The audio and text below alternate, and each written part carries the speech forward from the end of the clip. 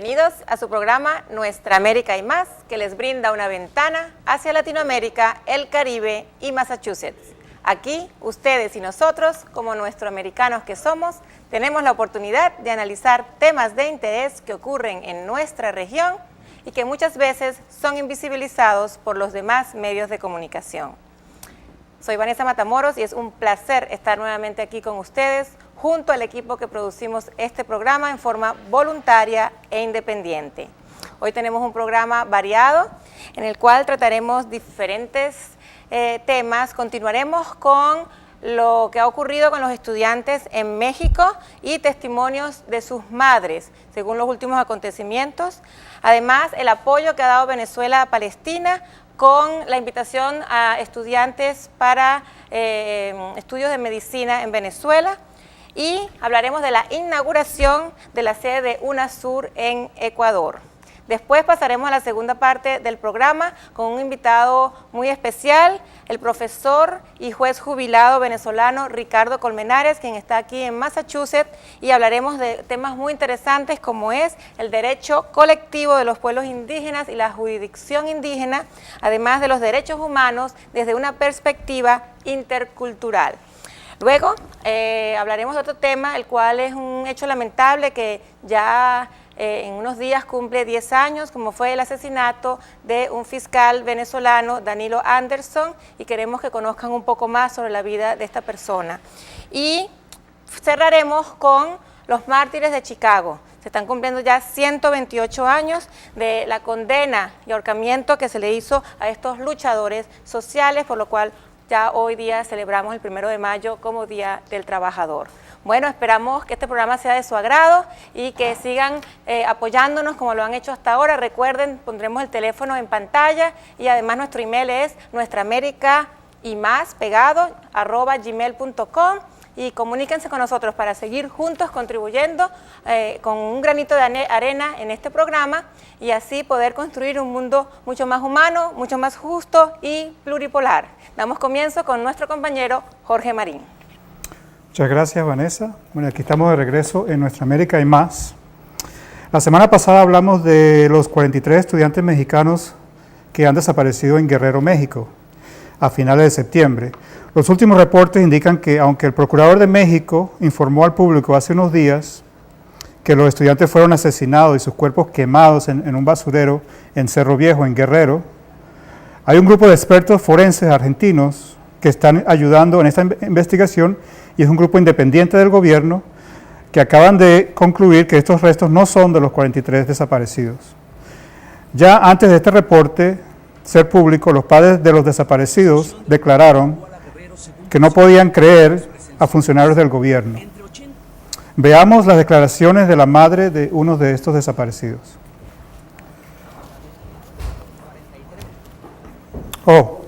Mientras se prepara el video, podemos destacar que hay varios grupos internacionales que están ayudando a identificar a esta gente, no solamente el grupo de 43 estudiantes, sino otros ciudadanos mexicanos que han desaparecido. Hasta los momentos no se han identificado los cuerpos que se encontraron en el basurero. Pero ahora sí, creo que el video está listo. Veamos el reporte, la entrevista a una de las madres de desaparecidos. Los desaparecidos, Carmelita Cruz, con ella vamos a hablar de cómo se sienten ante esas últimas declaraciones del gobierno acerca del destino de los jóvenes. Hola Carmelita, antes de todo muchas gracias por atendernos en estos momentos difíciles para usted. Desde aquí compartimos su dolor. Hace mes y medio que usted no sabe nada de su hijo. Cuéntenos cómo ve la versión oficial que se está dando sobre lo sucedido con los estudiantes. Pues miren, nosotros la verdad, en vez de que estamos la verdad muy enojados, muy molestos porque lo que está diciendo el gobierno, realmente nosotros no creemos nada de eso, porque desde el principio el gobierno siempre quiso decirnos que estaban muertos, encontrarlos muertos, pero no ha sido así, ¿verdad? Entonces no tienen prueba de lo que están diciendo, y es por eso que nosotros los padres no creemos, y eso nos enfurece más. Como nos dice, no creen lo que les está diciendo el gobierno. ¿Qué es lo que cree que podría haber pasado con su hijo y con el resto de los estudiantes que se encontraban con él? Pues yo pienso que los han de tener muy bien escondidos porque realmente el gobierno no tiene prueba de lo que está diciendo. Nosotros estamos esperando hasta que nuestros peritos argentinos nos den pruebas. Que bueno, claro, a estas alturas vamos a recibir la noticia que sea, porque pues así estamos, que yo pienso que mi hijo está vivo y va a regresar. Pero si de no ser así, pues ni modo, la noticia que sea la vamos a esperar. Hay que mantener la esperanza, como nos dicen, no hay pruebas, como se está comentando, de lo que dice el gobierno, con lo cual pues una de esas opciones sería que estuvieran vivos, que no se sepa qué es lo que está pasando con los estudiantes. Cuéntenos, ¿cómo ven ustedes la actuación de la policía ante los hechos desde que se conoce la noticia de la desaparición de su hijo y del resto de los compañeros? Pues los policías...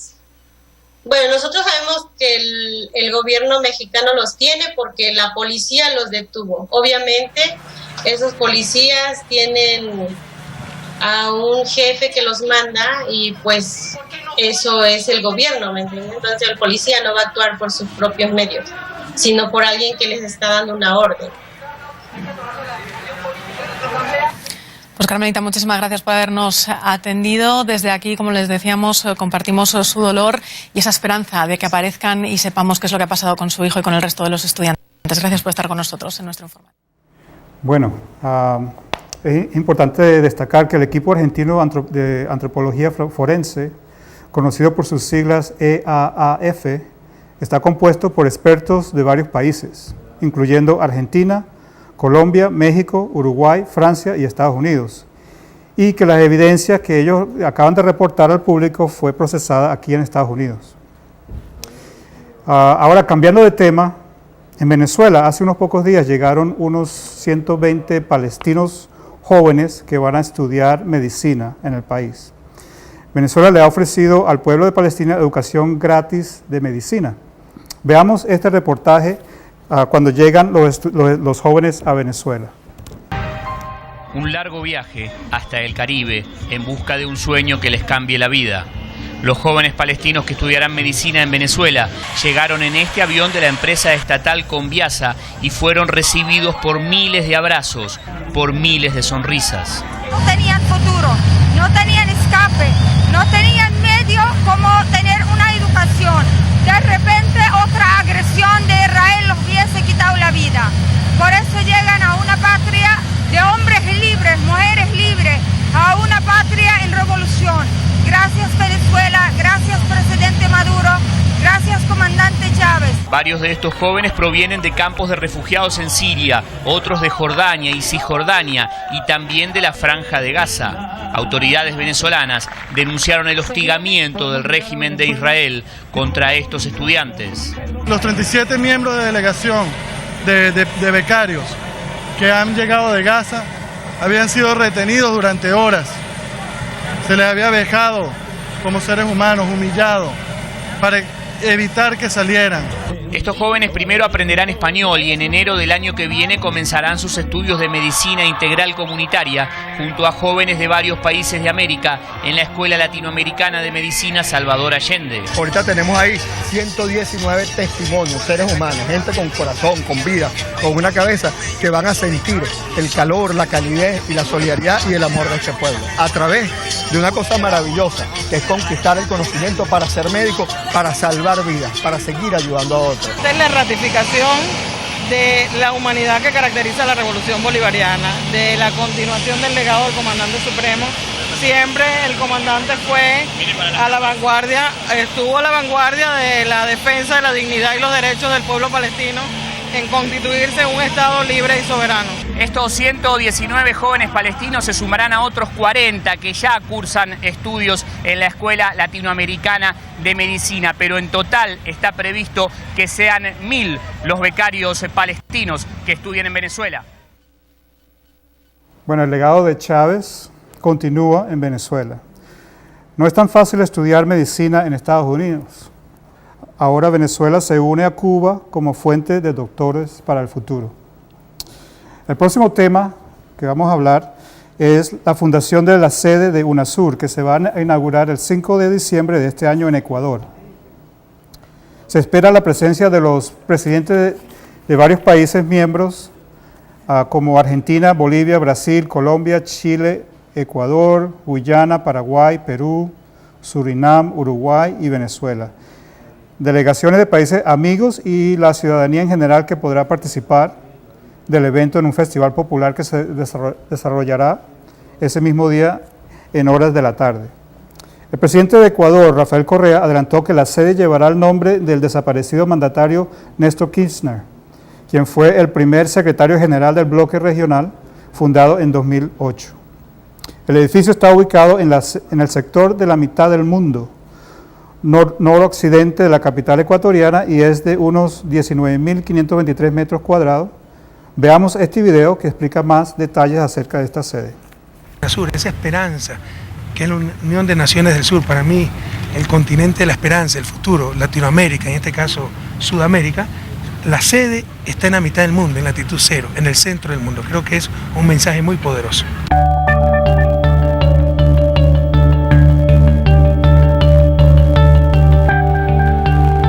La obra es una obra muy especial, tiene el volado más grande de América, la estructura metálica ha sido terriblemente complicada, hemos tenido nosotros que proteger del clima, del viento, cada nudo que hemos ido soldando de la estructura. Esto no se lo ve en este momento porque está terminado prácticamente, pero aquí tenemos nosotros 4 pisos hacia abajo. Durante la construcción tuvimos algunos contratiempos, cuestiones que las hemos tenido que ir superando. Tenemos una sala principal de presidentes, auditorios, salas de reuniones. Tenemos un espacio importante para la sala de todo lo que tiene que ver con la difusión de la cultura suramericana, y de resto son de oficinas y dependencias. Me atrevería a decir que el 100% de las personas que están involucradas en el proyecto es obra ecuatoriana, mano de obra ecuatoriana. Un edificio muy vanguardista y que debe una especie de un mensaje positivo de desarrollo, de tecnología, de un futuro mejor de los 12 países a la región y el mundo. La parte formal, ¿no? Se trata de una pieza escultórica que pretende de alguna manera desprenderse y proyectarse como una metáfora de libertad. Desde el punto de vista estructural también se trata de una pieza única, diría yo, en el mundo. Es una pieza que tiene unos volados de más de 55 metros. De lo que nosotros conocemos, no existen proyectos que manejen este volado de esta importancia. Y también hay otro componente que es el componente ecológico, ¿no? Es un edificio que está muy bien pensado desde ese punto de vista, el manejo de aguas, el tema de iluminación, en fin, no es un edificio muy completo. Y por otro lado, como complemento diría que el equipamiento tecnológico del edificio, ¿no? Se trata de un equipamiento también bastante completo, ¿no? A nivel de seguridad, de tecnología, etcétera. Bueno, acabamos de ver el futuro de Latinoamérica, y como latinoamericanos nos debemos sentir muy orgullosos de la independencia que en estos momentos disfrutamos y que de ahora en adelante disfrutarán las próximas generaciones. La unión en Latinoamérica sigue avanzando, y también hay que recordar que sin el esfuerzo de varios líderes como Hugo Chávez, Néstor Kirchner, Fidel Castro, Evo Morales, Rafael Correa y otros, esto no se hubiera podido realizar. Para concluir este segmento, veamos un video donde Pablo Milanes canta Unión Latinoamericana.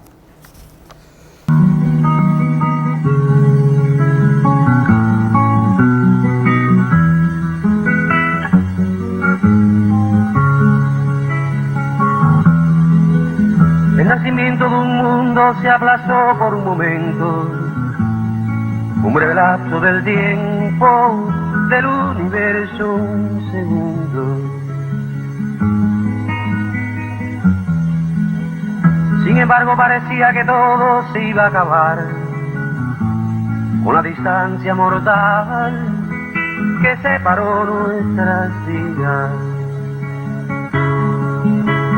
Realizaron la labor de desunir nuestras manos, y a pesar de ser hermanos, nos miramos con temor. Cuando pasaron los años se acumularon rencores, se olvidaron los amores, parecíamos extraños.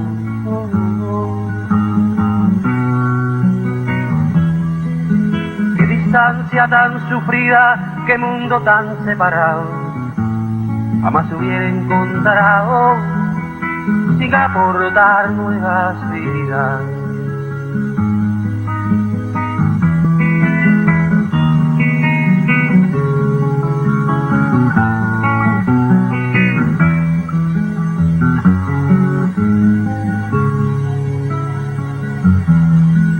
Esclavo por una parte, servil criado por la otra, es lo primero que nota, el último en desatarse.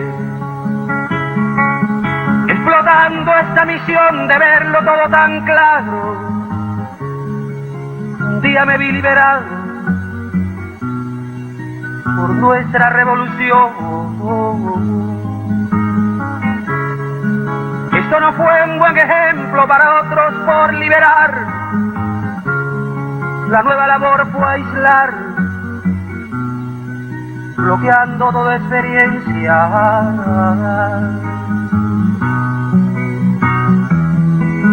Lo que brilla con luz propia nadie lo puede apagar. Su brillo puede alcanzar la oscuridad de otras costas. Que pagar este pesar del tiempo que se perdió, de las vidas que costó,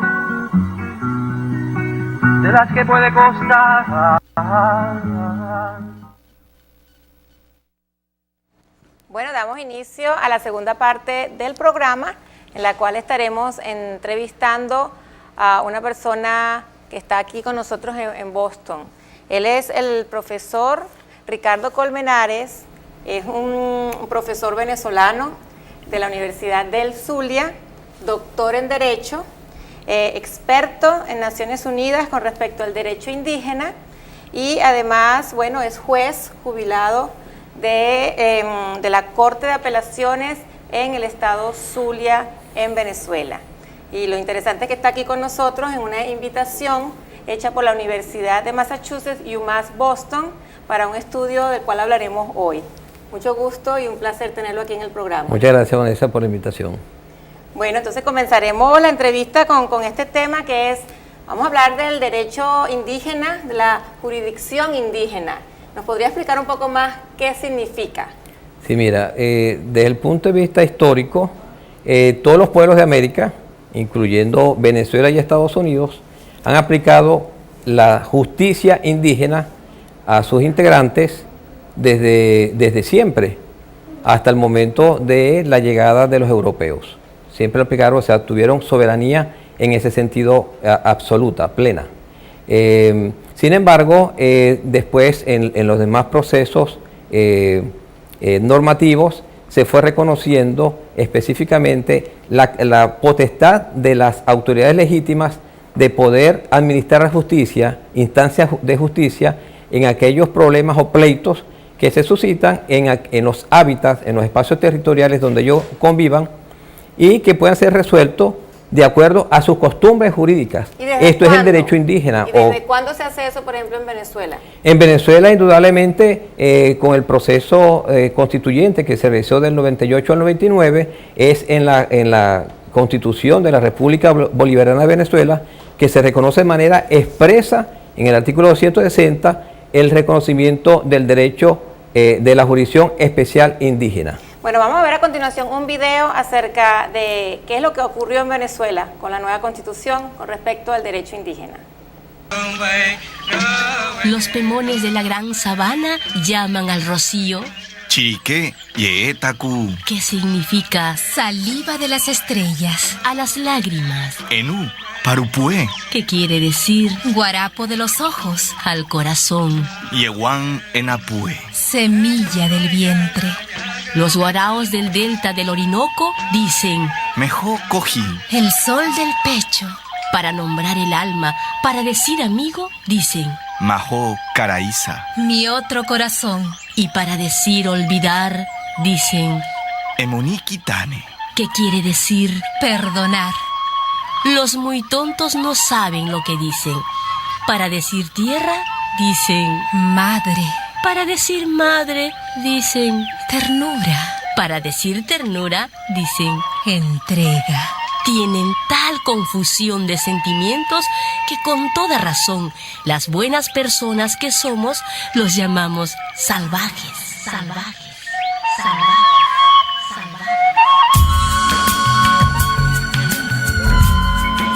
Este poema de Gustavo Pereira fue leído el día de la aprobación del capítulo de Derechos de los Pueblos Indígenas de la Constitución de la República Bolivariana de Venezuela, año 1999. Esta Constitución, democrática e inclusiva, reconoce a la sociedad venezolana como pluriétnica y multicultural.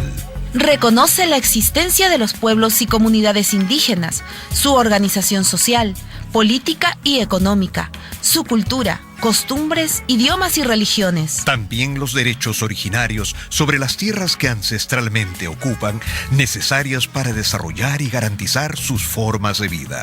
En Venezuela existen 34 pueblos indígenas distribuidos en 10 estados diferentes. Los nombres nos resultan extraños, porque durante siglos fueron excluidos y discriminados por quienes son los verdaderos salvajes. Continuaremos con la entrevista al profesor Ricardo Colmenares, quien está aquí en UMass Boston, contribuyendo con una investigación para también comparar cuáles han sido los avances con respecto a los derechos indígenas, a la jurisdicción indígena en Venezuela y compararlo con los Estados Unidos. ¿Pudiéramos hablarnos un poco más acerca de esa investigación tan interesante? Sí, la investigación trata sobre la jurisdicción especial indígena en Venezuela desde una perspectiva comparativa con lo que ha sucedido a nivel legislativo y a nivel judicial en los Estados Unidos. Para hacer un aporte a una ley de coordinación entre la justicia nacional y los sistemas normativos indígenas en Venezuela. Que en esa investigación que está haciendo, ¿cuáles han sido, digamos, lo que ha logrado determinar en esta comparación? Indudablemente, primero analizar cuáles son los elementos de la jurisdicción especial indígena, la existencia de autoridades legítimas indígenas que apliquen el derecho consuetudinario cuando exista un pleito o conflicto o problema en la comunidad o espacio territorial. En Venezuela lo llamamos hábitat indígena, en Estados Unidos se reconoce como reservaciones o reservas indígenas.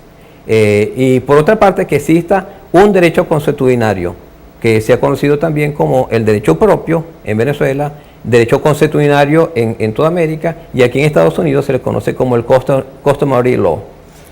Y el avance que usted ve, por ejemplo, en Venezuela, ¿cómo lo definiría? Indudablemente Venezuela en 14 años, desde la Comisión Permanente de Pueblos Indígenas de la Asamblea Nacional, se han hecho más de 14 leyes con carácter indigenista en pro y en desarrollo de los derechos reconocidos en el capítulo de los pueblos indígenas de la Constitución. Exacto. Más de 14 leyes. Y eso es un tremendo avance, que es una forma de reconocer formalmente esos derechos establecidos en la Constitución.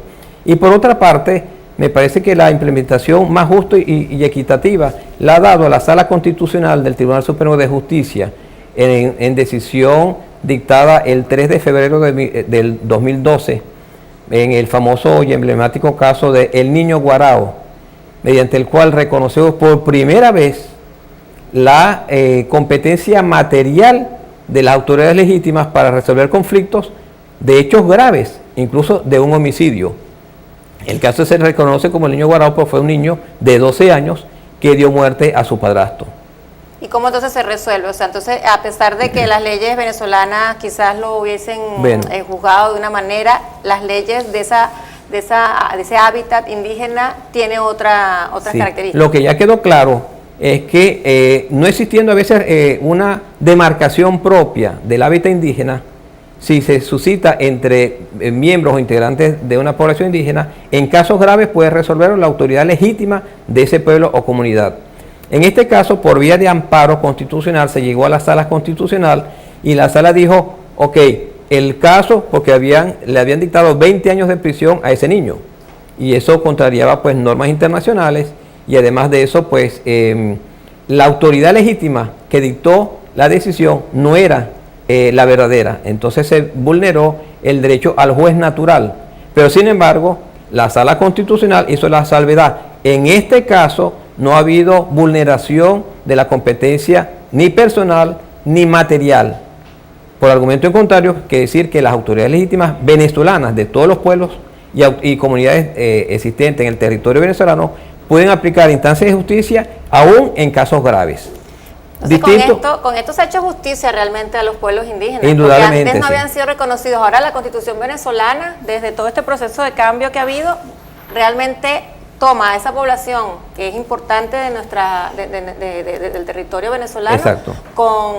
Con sus derechos, basado en su cultura, basado en cómo ellos consideran que deben resolver sus propios conflictos. Exacto. ¿Cómo compararíamos Venezuela, que ha tenido ese avance significativo con respecto a los demás países de América? Bueno, yo diría, para compararlo con Estados Unidos, en primer lugar, en Venezuela no van a existir tribunales con sedes inmensas como existen en otros países. En Estados Unidos yo he visitado otras reservas indígenas, y existe un tribunal, existe una secretaria con una computadora, etcétera. No, los casos en Venezuela se van a resolver debajo de una mata, en la casa de la víctima, por ejemplo, en familia, etcétera.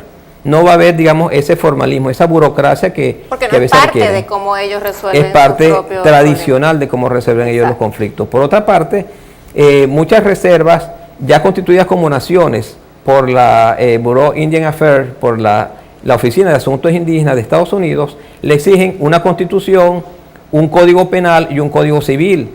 Eso no va a existir en la Jurisdicción Especial Indígena de Venezuela, porque justamente es un derecho constitucionario no escrito, que se ha transmitido de padre a hijo y nieto, etcétera, en el transcurso del tiempo. Y no se va a requerir, digamos, sentencias, papel, para evitar un poco la burocracia. Y todo se va a resolver de esa manera más simple. ¿Cómo ¿no? lo ve ahorita aquí la gente con la que usted está trabajando en la Universidad de Massachusetts en Boston, los aportes o el conocimiento que tienen de lo que está ocurriendo en Venezuela? Bueno, sí, muy sorprendido con esa sentencia porque es avanzada, es un precedente judicial incluso en toda Centro y Suramérica. Colombia lo ha hecho a través de la Corte Constitucional y hace justamente una semana fueron condenados 4 miembros de la FARC de un pueblo indígena de Colombia por haber cometido un homicidio. Bueno, entonces, lamentándolo mucho no nos queda más tiempo, pero creo que hemos logrado explicarle a toda la comunidad aquí en Massachusetts y a todos los que nos ven en diferentes países los avances que ha habido en Venezuela y cómo este proyecto que está llevando el profesor aquí en Massachusetts va a darnos muchas luces acerca de cómo sí podemos avanzar. Y hemos hablado también que en Bolivia ha habido grandes avances, etcétera. Entonces, hay realmente en los últimos años algo muy interesante. Vamos a continuación a continuar con la entrevista y vamos a poner un video que les va a mostrar el siguiente tema, porque vamos a seguir hablando de los derechos humanos, pero ya desde un punto de vista intercultural. Quisiera que lo vean a continuación. ¿Qué son los derechos humanos? Human rights is, geez, that's a good question. Human rights, well, that's a tough one. Wow. I don't even know how to give that a definition. I would probably have to do a little bit of homework or something. Any right that I think just as a normal, human, The rights that humans have. Oh, that's a very large debate. Tú le puedes preguntar a 20 personas y te van a dar 20 diferentes opiniones. Non saprei, è una domanda complicatissima. So easy. Because we just take them for granted that they're there, but we don't even consider what they are.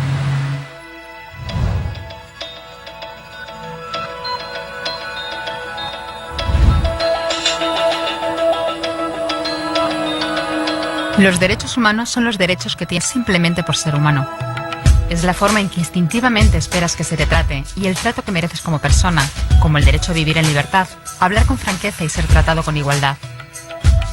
Hay muchos tipos de derechos. La mayoría tienen que ver con cierto grupo.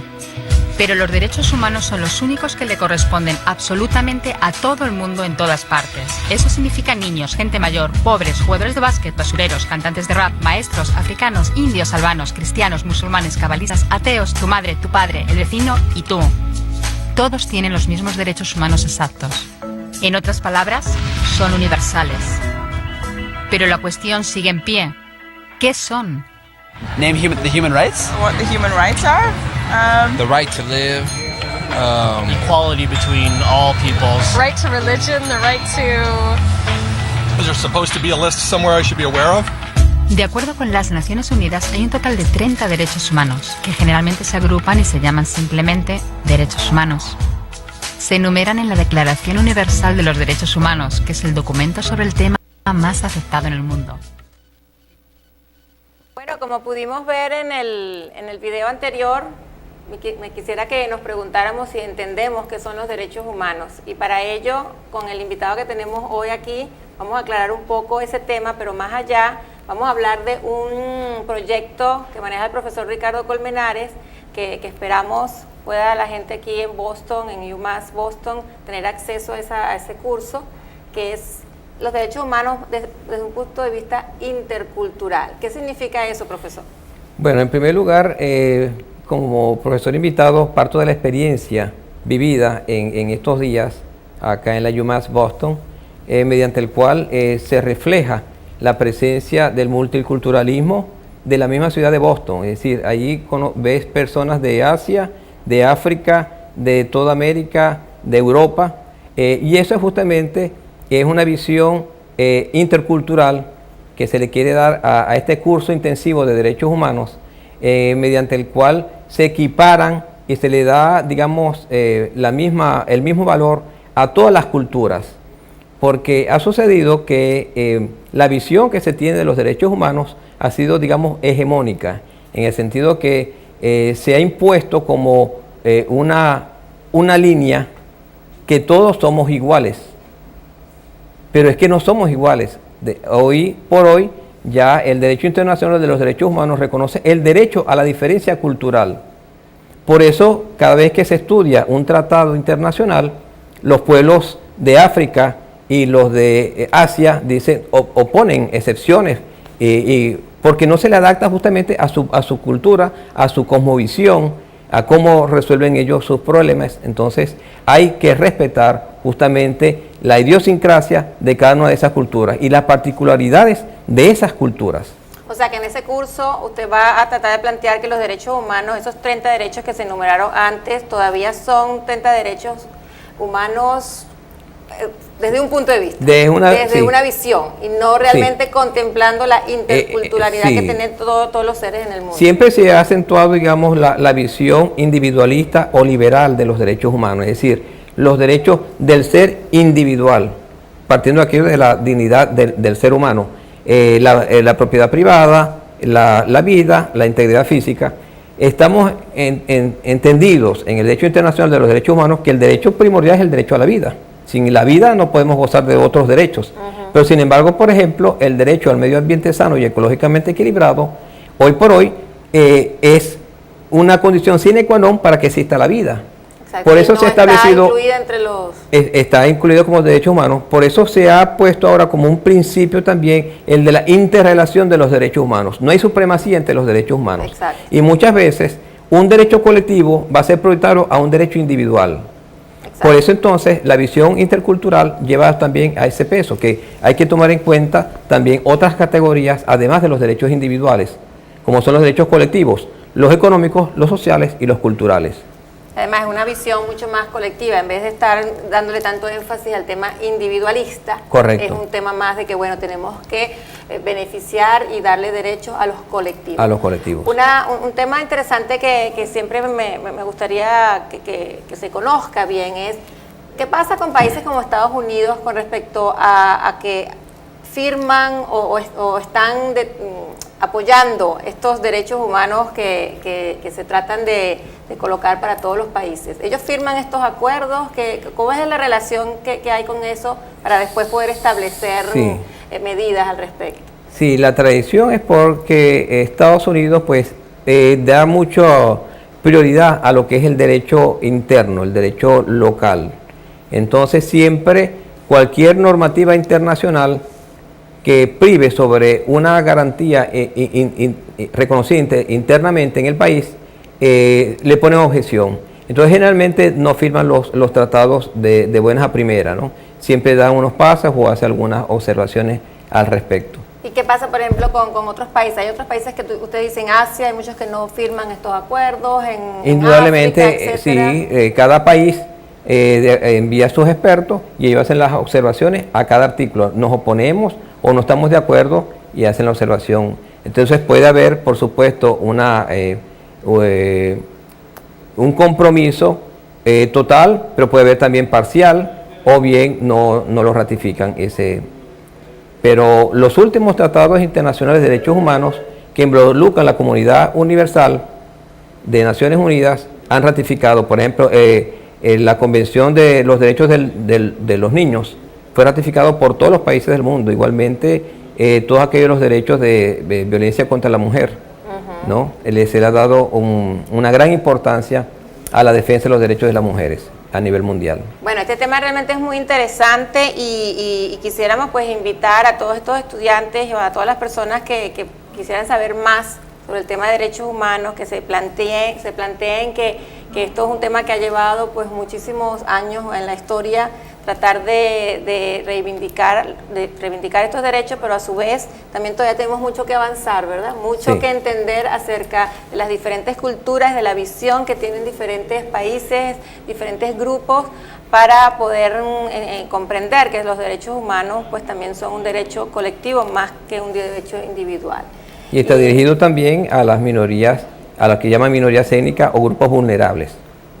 Que es uno los de los discapacitados, sí, las minorías étnicas que asisten en la universidad, y se va a abrir también ese curso intensivo para otras personas que no sean de la misma universidad. Excelente. Bueno, de verdad que ha sido un placer tenerlo acá y que pueda además contribuir aquí en Massachusetts a enriquecer pues el currículum de la Universidad de Massachusetts con ese aporte que podemos dar los nuestroamericanos a todo lo que está ocurriendo en el resto del mundo. Y bueno, que continúe acá y que lo podamos tener invitado nuevamente para más preguntas y para saber más. Espero que me apoyen en este proyecto. Estamos todos aquí apoyando. Bueno, muchas gracias. Y ahora pasaremos al siguiente tema por el cual tenemos un video.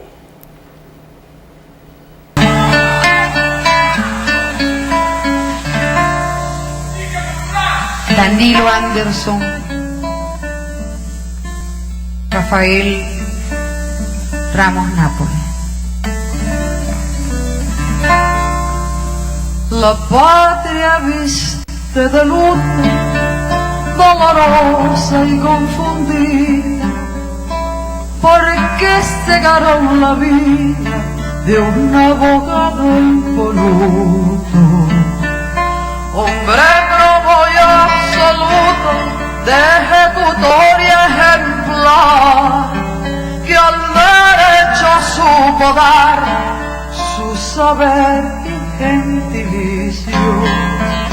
Hombre de preclaro juicio, fue Danilo Baltasar.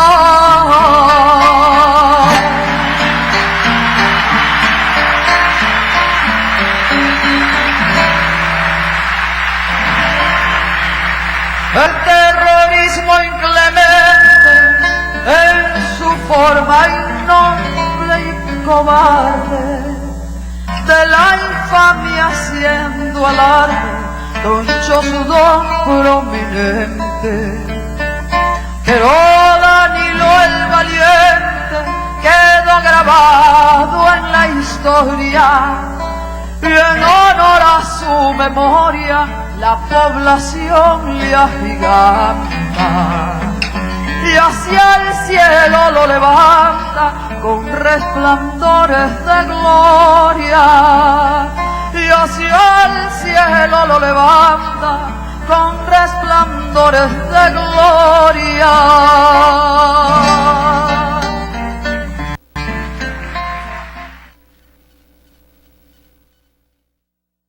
Buenas noches y bienvenido a su tercer segmento de Nuestra América y Más. Mi nombre es Rena Illas y es un placer estar nuevamente compartiendo este segmento con Vanessa.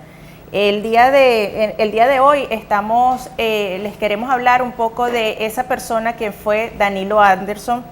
El próximo 18 de noviembre se cumplen ya 10 años de su desaparición, la cual fue un asesinato el cual ocurrido en Caracas, Venezuela, por una detonación en su vehículo, el cual se dice que esto se debió a que él, por ser un fiscal del Ministerio Público, estaba en esos momentos en averiguaciones por lo que ocurrió en el golpe fallido al presidente Chávez en abril del 2012. Sí, él estuvo pues haciendo investigaciones y por supuesto estuvieron involucradas personas de un gran poder en el país, y se atribuye o se ha incriminado a autores intelectuales, a personas que han huido de Venezuela. Y bueno, queríamos recordar hoy en el programa sobre quién fue Danilo Anderson. Veamos a continuación algo sobre su vida. El único que públicamente salía audaz a enfrentar a la serpiente, a toda la serpiente. Miren que un día estaba Danilo hablando en televisión y yo lo vi, se lo juro. Y yo tuve la visión, una cosa, ¿cómo llaman eso? Una premonición. Yo veo a Danilo hablando ahí en una rueda de prensa y dije, lo van a matar. Y mandé por él. Esa mañana no apareció, no, que no lo conseguimos, que no sé qué más. Y yo me tuve que ir de viaje. Dejé las instrucciones, llámenlo, búsquenlo, que se cuide. El ministro, hay que cuidarlo. Ya yo había hablado con él, yo nunca conocí a Danilo antes. Pero un día me enteré que le echaron unos tiros por ahí donde él vivía, en Katia, por allá. Ahí lo mandé a llamar y hablé con él un rato, una noche larga. Hablamos. Y le dije, Danilo, yo sé que tú no te quieres mudar de ahí. Porque, bueno, él se crió ahí, era un tipo, en La Vega, Aristóbulo, gracias. En La Vega él no se quería mudar de ahí porque era tan honesto, que él quería seguir viviendo en el mismo lugar. No tenía chofer, miren que lo volaron a él manejando la camioneta. Teniendo todos los casos más grandes que él mismo los asumía, deme a mí. Nadie quería agarrar un caso, yo lo agarro. Honor y gloria a los que se fueron físicamente ahora, que son un ejemplo para nosotros, porque aquí deberíamos ser todos como Danilo Anderson, todos deberíamos ser como Danilo, seamos como el Che, dicen los pioneros en Cuba, seamos como Danilo, incorruptible. Este video que pusimos fue lo que comentó Chávez, esto fue en el 2010, y refleja un poco lo que queremos nosotros decir acerca de la vida de Danilo Anderson, quien fue un ejemplo a seguir. Han pasado ya 10 años, los autores materiales ya están presos. Y bueno, esto en el programa de hoy queríamos recordar y hacer conocer a la gente que no sabe, por supuesto, quién es Danilo Anderson, quién fue esta persona. No sé si ahora vamos a poder poner a continuación el video que hablaba de la vida de él,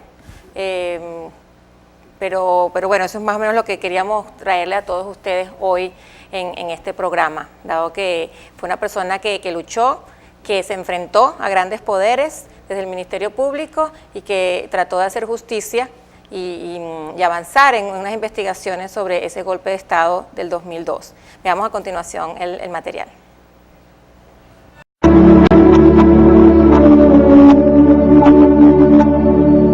Danilo Anderson se crió en La Vega, donde vivió 34 años. Cursó estudios superiores en la Escuela de Geografía de la Universidad Central de Venezuela e ingresó a la Escuela de Derecho de esa casa de estudios, de donde egresó como abogado en 1995. En entrevista concedida a un diario de circulación nacional, dijo haber participado como encapuchado en las luchas estudiantiles de la UCB para lograr las reivindicaciones del pasaje estudiantil y el seguro universitario. Negó haber estado afiliado a alguna organización política. En la Escuela de Derecho creó, junto con otros estudiantes, un grupo de trabajo denominado ARDE, Acción Reivindicatoria del Derecho Estudiantil.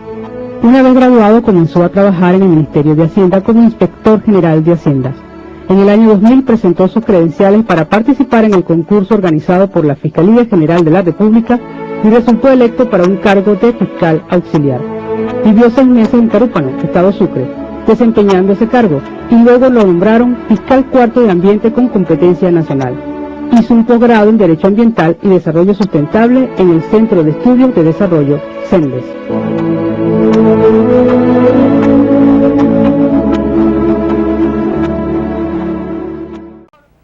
Sí, bueno, el día de ayer, el 11 de noviembre, se conmemoró los 128 años de la condena de ahorcamiento que se le realizara a estos líderes trabajadores sociales en la ciudad de Chicago. Esto ocurrió en 1886, un 1 de mayo, cuando ellos se unieron para reivindicar toda la jornada laboral. La jornada laboral anteriormente era aproximadamente de 18 horas, ellos no contaban con con higiene social en sus formas de trabajo, por eso se enfermaban, y ellos lo que querían era partir la jornada de trabajo en 8 horas, y ellos lo que pedían era esa justicia: 8 horas de trabajo, 8 horas de sueño y 8 horas de placer, divididas las 24 horas que tiene comúnmente. Estos 8 ciudadanos estadounidenses de Illinois, ellos tuvieron una condena por haber sido sublevados a esto. Lo que ellos querían decir al pueblo, al mundo, era que los trabajadores, no solamente en las fábricas de los Estados Unidos, estaban siendo explotados por un sistema capitalista. Veamos el siguiente video. ¿Cómo es el mejor alimento para los huelguistas? La prisión y los trabajos forzados son la única solución posible a la cuestión social. Es de esperar que su uso se extienda, escribe el Chicago Tribune. Mientras la fiscalía exclama: ellos no son más culpables que los siguen. Condénenlos como lección a los demás. Ahórquenlos para salvaguardar nuestra sociedad. El poeta cubano José Martí, por entonces corresponsal del diario La Nación, Buenos Aires, presente en el momento en que la sentencia se lleva a cabo, escribe: salen de sus celdas, se dan la mano, sonríen, les leen la sentencia, les sujetan las manos por la espalda con esposas, les ciñen los brazos al cuerpo con una faja de cuero y les ponen una mortaja blanca como la túnica de los catecúmenos cristianos. Abajo está la concurrencia, sentada en hileras de sillas delante del cadalso como en un teatro. Firmeza en el rostro de Fisher, plegaria en el de Spies, orgullo en el de Parsons. Engel hace un chiste a propósito de su capucha. Spies grita: la voz que vais a sofocar será más poderosa en el futuro que cuantas palabras pudiera yo decir ahora. Les bajan las capuchas, luego una seña, un ruido, la trampa cede, los cuerpos caen y se balancean en una danza espantable.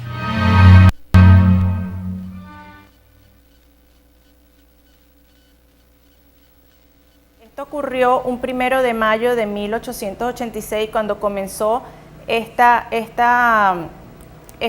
llamado, esta alerta a todo lo que querían ser las reivindicaciones sociales trabajadoras de la clase obrera en los Estados Unidos. Posteriormente a ese 1 de mayo se sumó un 4 de mayo en el cual todo era unas manifestaciones pacíficas, pero en ese momento la policía arremetió contra la fuerza obrera y fue cuando se produjo todo este incidente en el cual estas personas fueron tomadas en prisión y su condena fue el ahorcamiento.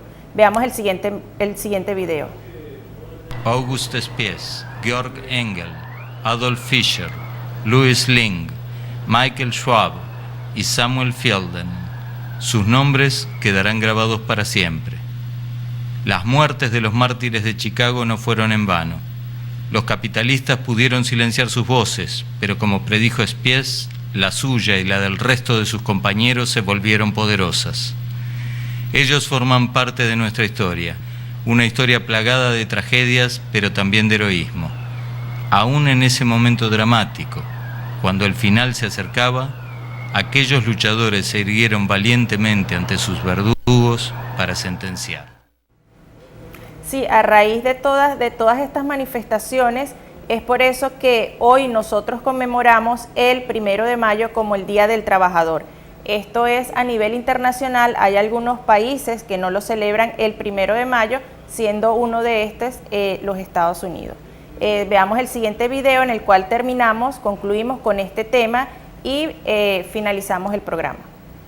Miembros de la Asociación Internacional de los Trabajadores estamos convencidos de que solo por la fuerza podrán emanciparse los trabajadores de acuerdo con lo que la historia nos enseña.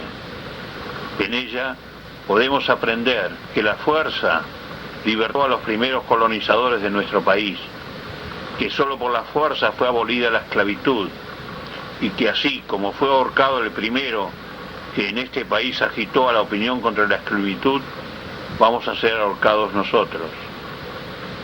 ¿En qué consiste mi crimen? En que he trabajado por el establecimiento de un sistema social donde sea imposible que mientras unos amontonan millones, otros caen en la degradación y la miseria.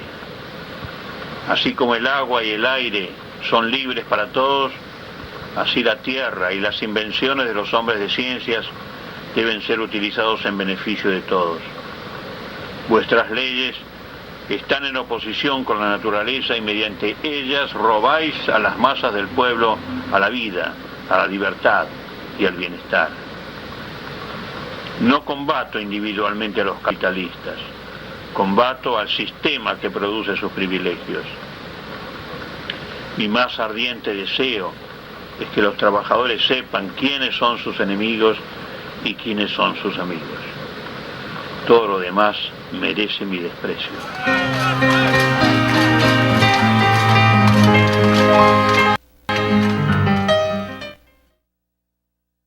Sí, bueno, hemos llegado al final de su programa Nuestra América y Más, y no nos queda más que invitarlos a que nos sintonicen la próxima semana, en el cual les tendremos un programa con temas de actualidad y totalmente variados. Bueno, lo mismo, despedirnos y hacer pues un recordatorio de que las personas que luchan, las personas que están todos los días tratando de construir un mundo mejor, muchas veces, bueno, tenemos casos como el de Danilo Anderson, que fue muy lamentable, y que actos terroristas como eso deben ser rechazados por toda la sociedad. Por eso queremos que lo conozcan un poco más, pero a su vez queremos mostrar todas las personas que han contribuido, siguen contribuyendo a construir un mundo mucho más justo, mucho más humano y mucho más inclusivo, donde todas las poblaciones, las culturas tengan espacio y podamos compartir juntos de una manera bella, como podemos ser todos los seres humanos cuando sabemos trabajar juntos. Muchas gracias y nos vemos la semana que viene. El video que con el final finalizaremos será de un grupo que se llama Lloviznando Cantos y es en homenaje a Danilo Anderson. Buenas noches. Buenas noches.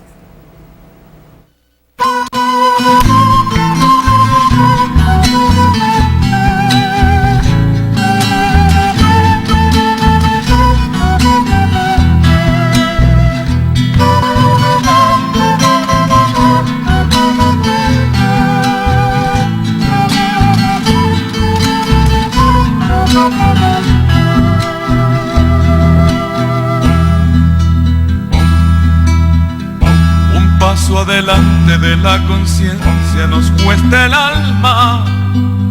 Un paso adelante de la justicia nos cuesta un hombre.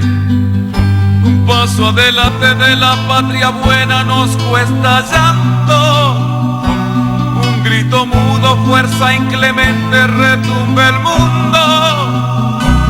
Reza mi pueblo, le cuenta al cielo un temor profundo. Que no sea él quien dicen que es, que aparezca pronto. Las horas pasan, la angustia crece, se hace evidente. Él es Danilo, mi hermano, mi hijo, mi amigo urgente. Estaba solo, no lo cuidamos lo suficiente. Enfrento al odio a los poderosos, buen combatiente. En la calle Vargas de los Chaguaramos sembró la vida. Se hace la cruz en nombre de Dios y la justicia. Noviembre 18 con la chinita, Madre Divina. Tu pueblo y tu alma en una oración de paz bendita.